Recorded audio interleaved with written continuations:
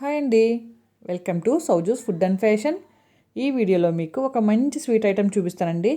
ఇందులో పెద్ద ఇంగ్రీడియంట్స్ కూడా ఏం వేసుకోక్కర్లేదు. చాలా సింపుల్గా ఒక 3-4 ఇంగ్రీడియంట్స్తో అయిపోతుంది. నెయ్యి అయితే అస్సలు చుక్క కూడా పడదు ఈ స్వీట్లోను. అలాగే 4 స్పూన్లు బియ్యంతో మనం చేసుకునే స్వీట్ అండి ఇది ఎక్కువగా రంజాన్ మాసంలో చేసుకుంటారు. ఓకేనండి, ఇప్పుడు ప్రిపరేషన్ చూద్దాము. ముందుగా ఒక బౌల్ తీసుకుని అందులోకి ఒక 4 స్పూన్స్ బాస్మతి రైస్ వేసుకోవాలండి. మన దగ్గర బాస్మతి రైస్ లేకపోతే మామూలు రైస్తో కూడా చేసుకోవచ్చు. బాస్మతి రైస్తో చేసుకుంటే ఫ్లేవర్ చాలా బాగుంటుంది. ఇప్పుడు ఆ బియ్యాన్ని బాగా కడుక్కుని అందులో వాటర్ వేసుకుని ఒక గంట దాకా నానబెట్టుకోవాలి. అలా నానబెట్టుకున్న తర్వాత వాటర్ అంతా వంపేసి వీటిని బాగా ఆరబెట్టుకోవాలండి, తడి లేకుండా. బియ్యం బాగా ఆరిపోయిన తర్వాత వీటిని మనం మిక్సీలో గ్రైండ్ చేసుకోవాలండి. మరి మెత్తగా పౌడర్లాగా చేసుకోకూడదు, కొంచెం బరకగా ఉండాలి. మరీ మెత్తగా ఉంటే టేస్ట్ బాగోదండి. కొంచెం బరకగా ఉంటేనే మనకి ఆ స్వీట్ తినేటప్పుడు తగులుతా టేస్ట్ బాగుంటుంది. మిక్సీ పట్టుకున్న తర్వాత చూస్తున్నారు కదండి, ఇలా వస్తుంది బరకగానే. ఇలా వస్తే మనకి స్వీట్కి కరెక్ట్గా సరిపోతుంది. ఇప్పుడు బౌల్లోకి తీసుకుని పక్కన పెట్టుకోవాలి. ఇది స్టవ్ మీద ప్యాన్ పెట్టుకుని అందులోకి పాలు వేసుకోవాలి. ఇక్కడ నేను 1 లీటర్ పాలతో చేస్తున్నాను. ఆ లీటర్ పాలకి కరెక్ట్గా 4 స్పూన్లు బియ్యం అయితే సరిపోతుంది. ఇప్పుడు ఈ పాలు పొంగురానివ్వాలండి. పొంగురానిచ్చాక ఒకసారి ఇలా మనం గరిటతో కలుపుకుంటూ ఉండాలి. పాలు ఏమి బాగా మరిగిపోక్కర్లేదండి. పొంగొచ్చాక ఒక 5 నిమిషాలు మరిగితే సరిపోతుంది.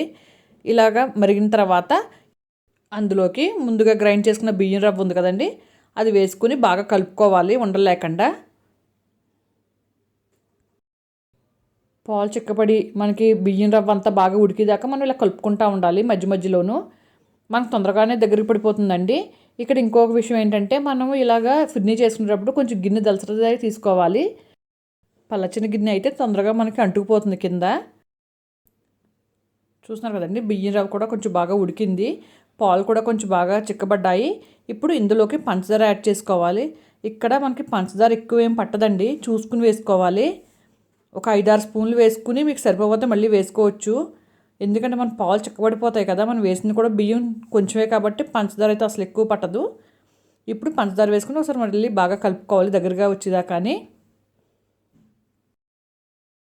కొంచెం ఇది పాలు చిక్కబడతా దగ్గరగా వస్తుంది అనుకున్నప్పుడు అందులోకి ఒక 1/2 టీ స్పూన్ ఇలాచీ పౌడర్ వేసుకోవాలండి. వేసుకుని కొంచెం కలుపుకోవాలి ఇదంతా.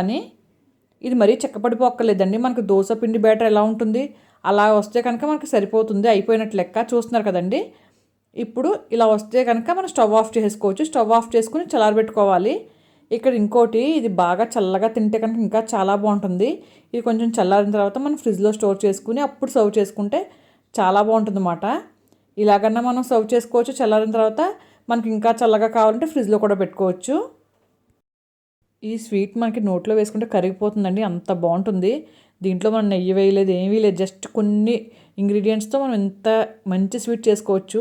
పిల్లలు కానీ పెద్దవాళ్ళు కానీ చాలా ఇష్టంగా తింటారు. ఈసారి కంపల్సరీ మీరు ట్రై చేయొచ్చండి స్వీట్ని. ఈ స్వీట్ని సర్వ్ చేసే ముందు మనం సన్నగా కట్ చేసుకున్న డ్రై ఫ్రూట్స్ని పైన మనం వేసుకోవాలి, ఇలా గార్నిషింగ్ లాగా. డ్రై ఫ్రూట్స్ వేసుకుంటే చాలా బాగుంటుందండి. చిన్నగా కట్ చేసిన పిస్తాలు, బాదం పప్పు, జీడిపప్పులు సన్నగా కట్ చేసుకుని పైన ఇలా వేసుకుని సర్వ్ చేస్తే చాలా బాగుంటుంది.